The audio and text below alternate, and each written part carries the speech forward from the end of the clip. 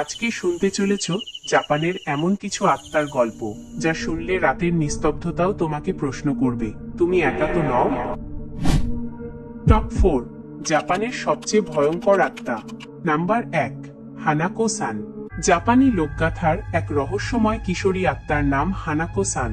তার সোজা খাটো কালো চুল এবং লাল স্কার্টের ওপর সাদা স্কুল ইউনিফর্ম পরা। বলা হয় তার অন্ধকার দৃষ্টি এমনই তীব্র যে সাহসী মানুষও ঘাবড়ে যায়। এই ভূতের উপস্থিতি মূলত তৃতীয় তলার পঞ্চম টয়লেটের সঙ্গে যুক্ত। যদি কেউ সাহস করে 3 বার দরজায় নক করে বলে, তুমি কি এখানে, হানাকো-সান? তাহলে এক শীতল কম্পমান কণ্ঠে উত্তর আসে, হ্যাঁ, আমি এখানে। তারপর কি হবে কেউ জানে না। সে হয়তো বাতাসে মিলিয়ে যাবে, অথবা রক্তমাখা হাতে তোমাকে টেনে নিয়ে যাবে অন্ধকারের ভেতরে। শোনা যায় দ্বিতীয় বিশ্বযুদ্ধের সময় স্কুল ভবনের ভিতরে এক বোমা বিস্ফোরণে হানাকোর মৃত্যু হয়। সেই মৃত্যুর পর থেকেই তার আত্মা নাকি জীবিত আর মৃতের মাঝখানে আটকে রয়ে গেছে। এই কিংবদন্তির নানা সংস্করণ আছে।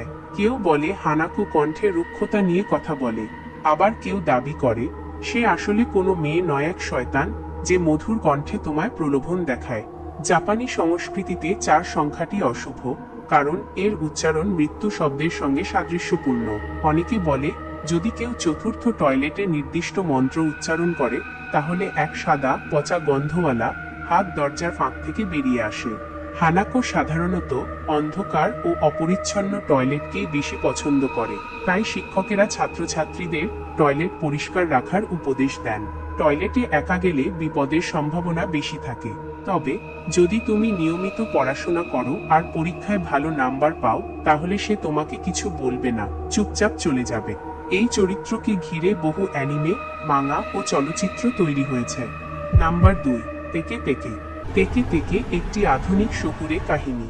এটি এক ভয়াবহ আত্মার গল্প, যে ছিল এক তরুণী ট্রেন দুর্ঘটনায় যিনি তার শরীরের নিম্নাংশ হারান। মৃত্যুর পর তার আত্মা ফিরে আসে। সে শুধুমাত্র শরীরের উপরাংশ নিয়ে হামাগুড়ি দিয়ে চলে। তার কনুই আর হাড়ের ঘর্ষণে যে শব্দ হয় টেকি টেকি, সেই শব্দ থেকেই তার নামকরণ হয় তেকে তেকে। সে রাতের বেলায় ফাঁকা রেল স্টেশন, ফাঁকা স্কুলে বা ফাঁকা গলিতে দেখা যায়। মুহূর্তেই সে ছুটে আসে আর যার কাছে পৌঁছে তাকে কেটে ফেলে, ঠিক নিজের মতো করে। অনেকে বলে তার মুখোমুখি হলে সে জিজ্ঞেস করে, তুমি কি জানো আমার পা কোথায়? যদি তুমি ভুল উত্তর দাও বা ভয়ে চুপ করে যাও তাহলে তুমি সেখানেই শেষ। এই কাহিনীর উৎপত্তি 1960-এর দশকে। একটি মেয়ে কাশিমা রেইকো, যিনি ছিলেন লাজুক ও শান্ত স্বভাবের। বন্ধুরা তাকে নিয়ে মজা করত, হাসাহাসি করত। এক সন্ধ্যায় স্কুল ফেরার পথে ট্রেন দুর্ঘটনায় বিভক্ত হয়ে যান। ট্রেন চলে যাওয়ার পরও সে বেঁচে ছিল, কিন্তু আশেপাশের কেউ এগিয়ে আসেনি। অনেকে ভয়ে পালিয়ে গেছে। তার এই করুণ পরিণতিতে তার আত্মা শান্তি পায়নি। শেষমেশ তার আত্মা বিদ্রোহ করে ফিরে আসে। আজও বিশ্বাস করা হয় সে খুঁজে বেড়ায় তাদের যারা দুর্বলকে সাহায্য করে না বা মজা করে অন্যের দুঃখ নিয়ে। এই আত্মা নিয়ে বেশ চলচ্চিত্র ও নাটক তৈরি হয়েছে। পরবর্তী 2টি ভয়ানক আত্মার গল্প শুনতে চাইলে চ্যানেলটি সাবস্ক্রাইব করো। ভিডিওটা ভালো লাগলে লাইক এবং কমেন্ট করো, কারণ তোমাদের সাপোর্টই আমাকে অনুপ্রেরণা দেয়। দেখা হচ্ছে খুব শীঘ্রই। ধন্যবাদ।